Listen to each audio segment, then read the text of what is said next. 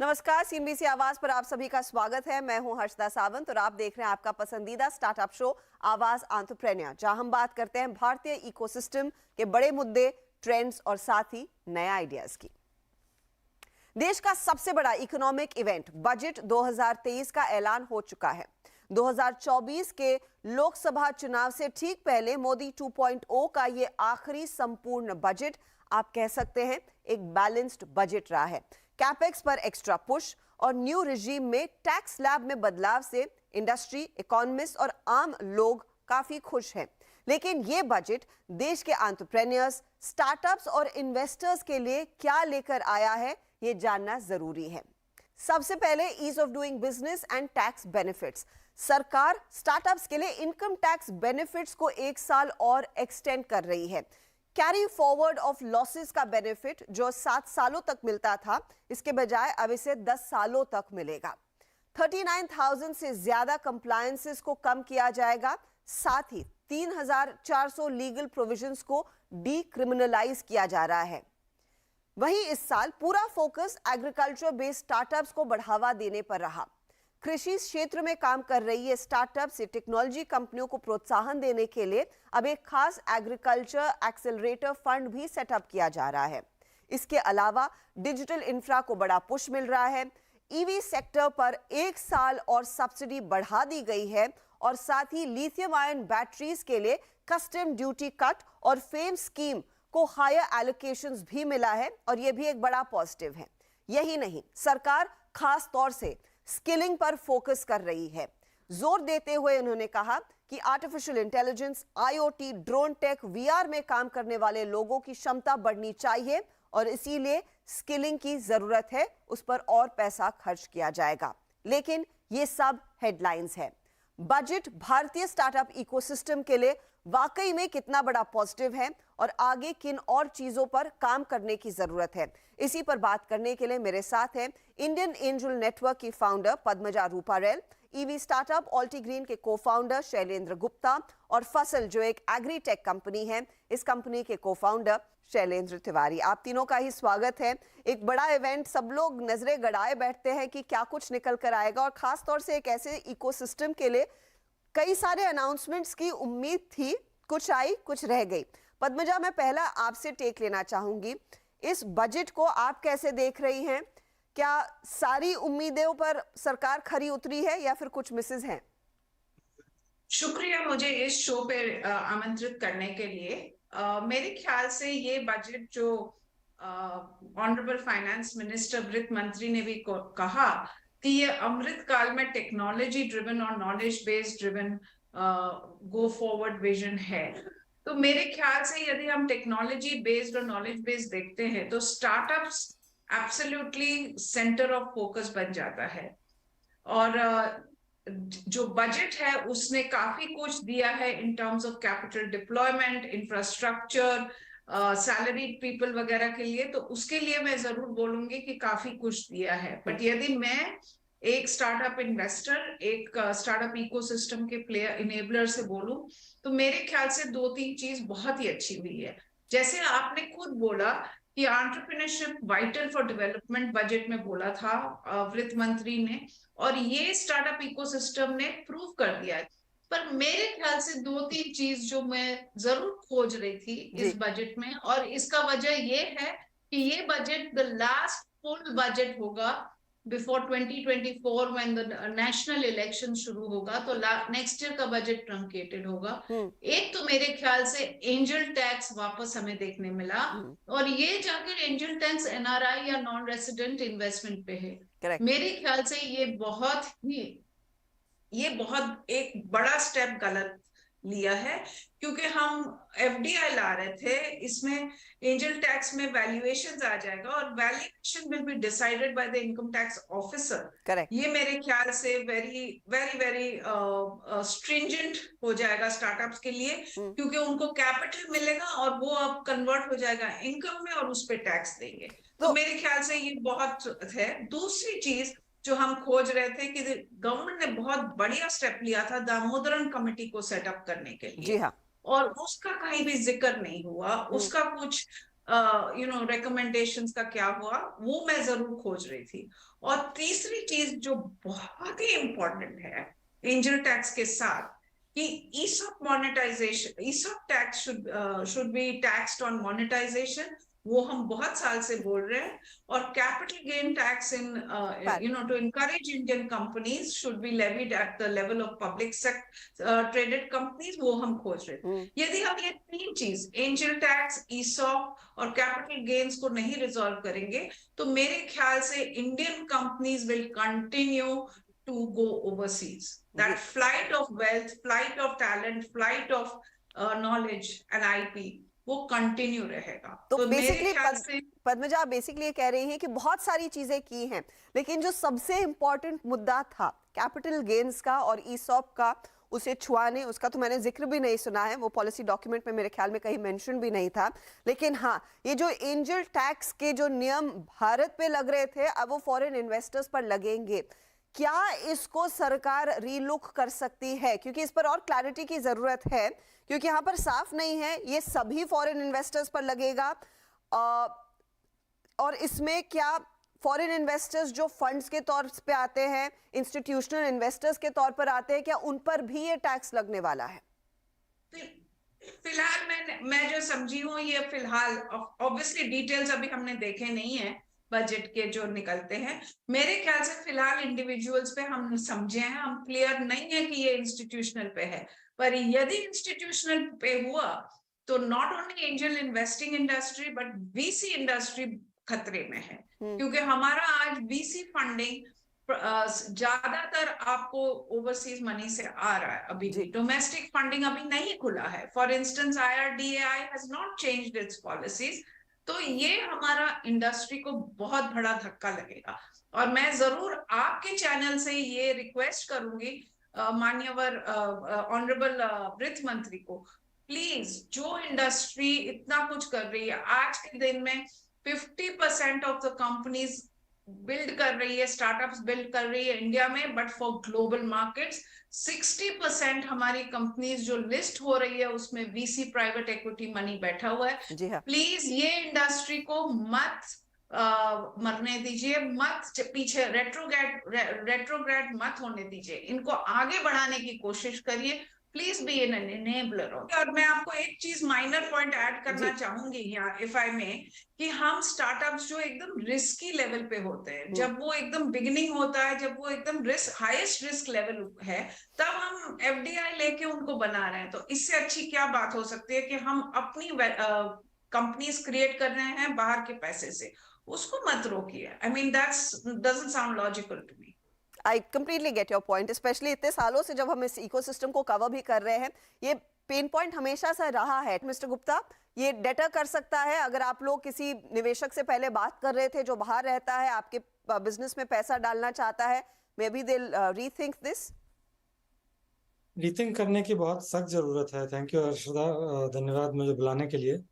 लेकिन मुझे लगता है ये पूरा एंजल टैक्स का मुद्दा बहुत सालों से चल रहा है और पूरे एंटरप्रेन्योरियल इकोसिस्टम के लिए बहुत ही नेगेटिव है। सिर्फ रूल्स के बारे में नहीं, लेकिन जिस तरीके से रूल्स अप्लाई किए जाते हैं, ऑन द ग्राउंड जो एक्शंस लिए जाते हैं, मेरे हिसाब से ये पूरे एंटरप्रेन्योरियल इकोसिस्टम के लिए नेगेटिव है। इसके अलावा अगर मैं बात करूं from the entrepreneurial ecosystem point of view, जो गवर्नमेंट का शॉर्ट टर्म थिंकिंग है उसमें थोड़ा प्रॉब्लम मुझे लगता है। क्योंकि अगर आप देखें टैक्स बेनिफिट, तो they have increased by 1 year. Companies जो अब 1 साल और तक जो सेटअप की जाएंगी उनको टैक्स बेनिफिट मिला जाएगा या स्टार्टअप की तरह से रिकॉग्नाइज किए जाएंगे जी। अभी तो स्टार्टअप इकोसिस्टम चाहे 3rd लार्जेस्ट है, 4th लार्जेस्ट है, जो भी है, लेकिन इंडिया के साइज के हिसाब से स्टार्टअप इकोसिस्टम अभी तो इन्फेंसी में है। अगर हम कहें कि सिर्फ जो अगले 1 साल तक कंपनी सेटअप की जाएंगी उन्हीं को टैक्स बेनिफिट मिलेंगे या स्टार्टअप बेनिफिट्स मिलेंगे, तो हम बेसिकली एंटरप्रेन्योर्स को कह रहे हैं कि भाई जो करना है अगले साल में कर लो, उसके बाद आप छोड़ दीजिए। ये शॉर्ट टर्म थिंकिंग थोड़ी सी प्रॉब्लमेटिक है मेरे हिसाब से। एग्रीकल्चर को लेकर इस बारी काफी सुनने को मिला है और कृषि एक ऐसा क्षेत्र है जहां पर जितना करें कम लगता है। एग्रीकल्चरल स्टार्टअप्स के लिए खास प्रावधान आए हैं। शैलेंद्र तिवारी, क्या ये एक विन विन उस लिहाज से साबित होता हुआ दिखाई दे सकता है आपके सेक्टर के लिए, फसल जैसी कंपनियों के लिए? इन जनरल ऐसा लगता है कि इकोनॉमी की एक्टिविटीज पर करने की कोशिश की जा रही है और government is spending heavily on infrastructure side as well. Specially अगर मैं एग्री के पॉइंट ऑफ व्यू से देखूं तो मुझे बहुत सारी पॉजिटिविटीज दिखाई देती हैं इस बजट में। Whether we talk about the agriculture accelerator fund जो रूरल एरियाज में सेटअप करने की बात कर रहे हैं, एग्रीकल्चर बहुत कॉन्टेक्चुअल है और उसको कॉन्टेक्चुअलाइज करना इनोवेशन को बहुत ज्यादा जरूरी है। अलावा कुछ और भी चीजें हैं, जैसे इंडिया हैज बिकम, हम एक ग्लोबल ट्रेंड सेटर हैं डिजिटल पब्लिक इंफ्रास्ट्रक्चर के पॉइंट ऑफ व्यू से। अगर हम जैम देखें, अगर हम यूपीआई देखें, हमने उसका इम्पैक्ट देखा हुआ है। फिनटेक पे क्या इम्पैक्ट हुआ है, इंक्लूसिविटी पे क्या इम्पैक्ट हुआ है, डिजिटाइजेशन पे क्या इम्पैक्ट हुआ है इकोनॉमी के पॉइंट ऑफ व्यू से। तो मैं पर्सनली बहुत एक्साइटेड हूँ ये देखने के लिए कि हम क्या इंफ्रास्ट्रक्चर, डिजिटल इंफ्रास्ट्रक्चर बनाते हैं, क्योंकि एग्रीकल्चर स्केल के पॉइंट ऑफ व्यू से इतना बड़ा है कि आप अगर इंक्रीमेंटल इंप्रूवमेंट्स भी करते हैं, वो इंक्रीमेंटल इंप्रूवमेंट से एक डोमिनो पॉजिटिव इफेक्ट लेके आते हैं। इसके अलावा कुछ जो ऐसी चीजें हैं जो थोड़ी दबी सी रह गई लेकिन मुझे पर्सनली बहुत ही ज्यादा इंकरेजिंग लगती है, वो स्पेशली बायो फर्टिलाइजर की साइड पे, ऑल्टरनेटिव पेस्टिसाइड की साइड पे जी पर्सनली लगता है कि इंडिया का जो पोटेंशियल है एग्रीकल्चर या हॉर्टिकल्चर जहां पे हम काम करते हैं, वो थोड़ा इम्पेडिमेंट में है। इसलिए क्योंकि somebody I was talking to yesterday, उन्होंने कहा कि India is a country of plenty. यहाँ नेचुरल प्लेंटी है, पानी बहुत है, जमीन बहुत है, लोग बहुत है, और ये प्लेंटी हमें हार्म करता है। और जब हम इन चीजों की तरफ, इवन फर्टिलाइजर का जो सब्सिडी है वो भी डिक्रीज करना, मुझे लगता है एक पॉजिटिव स्टेप है। अच्छा, मेरे को शैलेंद्र तिवारी एक चीज बताइए, आपने बजट सुना, आपने इन बारीकियों को हमारे सामने भी पेश किया है, ऐसा क्या हुआ है इस बजट में आपके लिए खास जो आपके बिजनेस को स्केल करने में मदद करेगा? अगर यहाँ से कुछ एक बड़ा टेक अवे आपने लिया है जो आप इमीडिएटली बिजनेस में अप्लाई कर पाएंगे, ऐसा कुछ है? और is it just long term planning? I think long term plan तो है ही हर्षदा, कुछ छोटे स्टेप्स भी हैं। जैसे सबसे बड़ी बात है, budget sets the narrative of thinking. तो जब हम बात करते हैं कि हम बायो पेस्टिसाइड्स पे काम करेंगे, हम ऑल्टरनेटिव फर्टिलाइजर्स पे काम करेंगे, हम डिजिटल पब्लिक इंफ्रास्ट्रक्चर के बारे में बात करते हैं, these things make our business easy, because जो पैसा हम खर्च करते हैं अवेयरनेस क्रिएशन में, जो पैसा हम खर्च करते हैं एक्टिविटीज को स्पर करने में, वो पैसा गवर्नमेंट नैरेटिव के थ्रू इंप्रूव करती है वो एक्सपेंडिचर हमारे पॉइंट ऑफ व्यू से। इवन इंटेलेक्चुअल इंफ्रास्ट्रक्चर की तरफ भी काम किया गया है, जिसके ऊपर लीड फ्रॉग कर सकते हैं कंपनियां जो हमारे जैसी हैं, जो एग्रीकल्चर डोमेन में काम करती हैं। चर्चा में वक्त हो रहा है एक छोटे से ब्रेक का, बने रहें सीएनबीसी आवाज के साथ।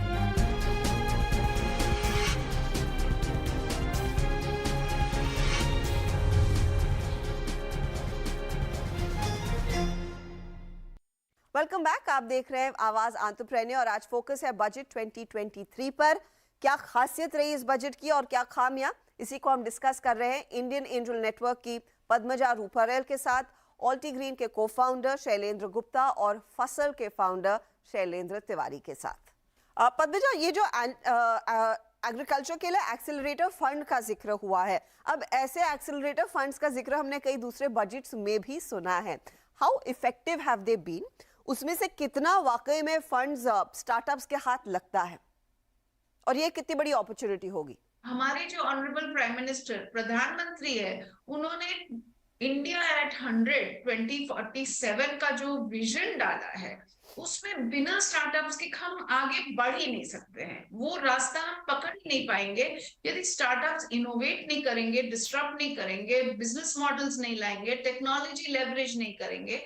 और मेकिंग इंडिया टुडे, तो it is an isolated performer globally. Correct. But how India, एक leading developed nation, driving supply chains globally, driving talent into overseas globally, उसका जो रास्ता है उसके लिए हमें बहुत अलग से सोचना पड़ेगा, नंबर 1। नंबर 2 कि गवर्नमेंट अकेली नहीं कर सकती, ये भी हम मानते हैं। इसमें प्राइवेट का बहुत बड़ा हाथ होना चाहिए, इंडस्ट्री हो, इन्वेस्टर्स हो, इंडिविजुअल्स हो, ओवरसीज हो, कोई भी हो, उसमें हमें प्राइवेट को लाना पड़ेगा। बट वो इनेबलमेंट जो है, जो पॉलिसीज को आपको ऐसे इनेबल करनी है कि अनलॉक करे प्राइवेट पैसा। जब एंजल इन्वेस्टिंग इस कंट्री में नहीं था, 2006 में जब हमने शुरू किया तब आया, तो जो पैसा ज्वेलरी, आर्ट और रियल एस्टेट में जाना था उसको हमने डाइवर्ट करना शुरू किया इनटू स्टार्टअप्स, जो जॉब्स क्रिएट करती है, जो डिसरप्टिव मॉडल्स क्रिएट करती है, जो, और देखिए हमने 100 के ऊपर यूनिकॉर्न्स कर दिए, राइट। हमारी कंपनीज जाके न्यूयॉर्क स्टॉक एक्सचेंज में लिस्ट कर रही है। These are very very very good things. तो जो हम, मेरे पैनलिस्ट ने कहा, शैलेंद्र जी ने कहा, ये बहुत इंपॉर्टेंट है कि हम 25 साल का प्लान करें, because today we are at 75, हमें 100 पे पहुंचना है। तो यदि हम 25 साल का प्लानिंग नहीं करेंगे तो हम नहीं पहुंच पाएंगे। दूसरी बात यह है कि आज ग्लोब में बहुत ज्यादा इनोवेशन और आईपी क्रिएट हो रहा है, उसको हम इंडिया में कैसे लाएं? अभी तो हम इस तरह सोच रहे हैं कि हमारी कंपनीज बाहर ना जाए, हमें तो अपनी कंपनीज, अपना वेल्थ, अपना आईपी, अपना नॉलेज बेस रिटेन करना है, पर बाहर का भी अंदर लाना है, राइट। तब जाके हम we will be a powerful nation, and that is what, मेरे ख्याल से इसमें कोई दूसरी वर्ड नहीं हो सकता कि हम सभी एक ही चीज चाहते हैं। और ये गवर्नमेंट शुरू हो गई है उस काम पे। आप देखिए, इन स्पेस इसरो के साथ पार्टनरशिप किया, किसी और ने किया नहीं, इन स्पेस बना। आप देखिए आईडेक्स शुरू हुआ डिफेंस के साथ, ये बहुत मुश्किल काम है, पर कहाँ पे अटके हुए हैं? ये सब खुल गया, एग्रीकल्चर खुला, हेल्थ केयर खुला, बायोटेक खुला, बट हम कहाँ पे अटके हुए हैं? हम अटके हुए हैं कि ये सब छोटे छोटे स्टार्टअप शुरू हो चुके हैं, बट इनको बहुत सारा पैसा चाहिए। इनको पैसा इंडियन प्राइवेट सेक्टर से भी चाहिए, इनको पब्लिक सेक्टर से भी चाहिए, इनको ओवरसीज से भी चाहिए। तो अभी हम क्या कर रहे हैं, हम वो सबको 1 साल, 2 साल, 5 साल के लिए कर रहे हैं, वो नहीं चलेगा। आपको ऐसा करना है कि ये कंटिन्यूअस फ्लो हमें पैसे का दिखे, तभी जाके high quality deep tech companies, deep knowledge based companies बनेगी। नंबर 2, आपको यहाँ का टैलेंट यहाँ रिटेन करना है। उसके लिए आपको क्या करना पड़ेगा, आप सोचिए, राइट। आप स्किल डेवलपमेंट से बहुत बढ़िया, we will be able to export services to countries which are economies which are great, but हमें यहाँ पे रिटेन करना है। हमें यहाँ पे ऐसा सिस्टम बनाना है कि बाहर का हाई क्वालिटी टैलेंट हमें देखे। I completely get your point. मेरे ख्याल से that's what I'm looking for, and that is what cannot happen in 2 years, 3 years. I completely agree क्योंकि अमृत काल का इतना जिक्र हुआ है, शायद ये एक मौका था अगले 25 सालों की बड़ी प्लानिंग करने की, जो शायद इफ इट ऑल सरकार बदले भी तो एक लेगेसी क्रिएट हो और ये लेगेसी फिर आगे जारी रहे, और वो एक मौका था। होपफुली अब देखते हैं आगे क्या होता है। लेकिन coming to the industry specifics very quickly, Shailendra Gupta मुझे बताइए, अब ईवी सेक्टर के लिए आपने लिथियम आयन वाली बात की, लेकिन एक चीज है कि छोटा ही सही लेकिन रेवोल्यूशन खड़ा हो रहा है। आप अपने बिजनेस को स्केल करने के लिए क्या यहाँ पर वो प्रावधान देख रहे हैं? Does this empower you to go ahead and scale your business? और कितना बड़ा इस रेवोल्यूशन को और आग देने के लिए अगले 2 कदम सरकार उठा सकती है आने वाले समय में? मेरे हिसाब से जो ईवी रेवोल्यूशन को लाने का काम किया है गवर्नमेंट ने, वो पिछले 8 साल में बहुत ही अच्छा काम किया है। और मैं ये मेंशन किया था, जो फेम 2 स्कीम थी, इससे बेटर हम कोई भी ईवी इंडस्ट्री में नहीं मांग सकता था। So it was an absolutely fantastic scheme. जरूरत ये है जो इस बजट में नहीं हुई, कोई बात नहीं, अगले महीने कर सकते हैं, 2 महीने बाद कर सकते हैं, लेकिन जरूरत ये है कि जो फेम स्कीम है उसको और नोटिफाई करें 5 साल के लिए। This will completely revolutionize the EV industry. I can tell you, जितना पोल्यूशन कम होगा इस एक सिंगल स्टेप से, करेक्ट, और कोई स्टेप नहीं कर सकते। This is 1। सेकंड, एंटरप्रेन्योर्स को सपोर्ट करने के लिए मैंने एंजल टैक्स की बात करी थी। एंजल टैक्स के साथ साथ, मतलब एंजल टैक्स को रिवर्स करना है, अवॉइड करना है, या सिंपली उसका जो ऑपरेशनलाइजेशन है by the income tax department उसको स्मूथ करना। आफ्टर ऑल अगर इनोवेशन करनी है, आपने बात की इंटेलेक्चुअल प्रॉपर्टी की, पद्मा जी ने बात करी, ये जो इंटेलेक्चुअल प्रॉपर्टी बिल्ड करना ये 1 साल 2 साल का काम नहीं है जी। इसमें सालों साल लग जाते हैं। बिकॉज आफ्टर ऑल हमने अगर 26 पेटेंट्स, ग्लोबल पेटेंट्स गार्नर किए हैं, not applications, actual patents awarded 26 patents, ये 1-2 साल के काम से नहीं होता है। So we need to see these policies continue, we need to see FAME continue and continue for a long term, I mean 3 to 5 years। Shailendra Tiwari, कोई एक मुद्दा जो आप रेस करना चाहेंगे? एक्चुअली टाइम की बहुत कमी है, तो संक्षिप्त में रखिएगा प्लीज।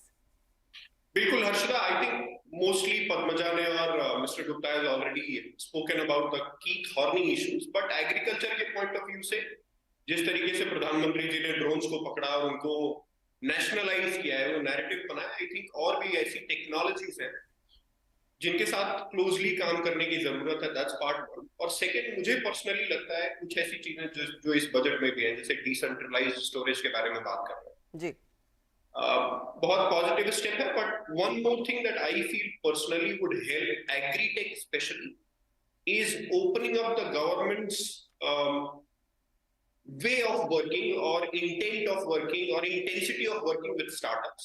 I think ज्यादा स्टार्टअप्स पब्लिक पॉलिसी स्पेशलिस्ट और गवर्नमेंट्स के साथ काम करेंगे तो स्केल अप और उसका इम्पैक्ट जो हम 10 साल में बिल्ड कर सकते हैं वो प्रॉब्ली हम 5 साल में बिल्ड कर पाएंगे। So these are 2 areas that I feel जहां और थोड़ा काम करने की जरूरत है। चलिए, बहुत बहुत शुक्रिया आप तीनों का हमारे लिए समय निकालने के लिए। इस चर्चा में जितनी हमने पॉइंट्स रेस किए, मैं उम्मीद यही कर रही हूँ उस पर आगे सरकार जोर दे। भले ही ये एक बजट आ चुका है, लेकिन हाँ, एक मौका है 1 साल में काफी कुछ करने का। शुक्रिया and all the very best to all 3 of you। Thank you. तो अंग्रेजी में कहावत है, miles to go before I sleep. ये बजट वैसा ही लग रहा है कि आगे काफी कुछ काम करने की जरूरत है भारतीय स्टार्टअप इकोसिस्टम को और मजबूत करने के लिए। चलिए, इसी के साथ हमें भी दीजिए इजाजत। आपको हमारा शो कैसा लगा, इसका फीडबैक आप हमें दे सकते हैं। सोशल मीडिया पर हम मौजूद हैं। अगले हफ्ते फिर मिलेंगे। Goodbye, take care.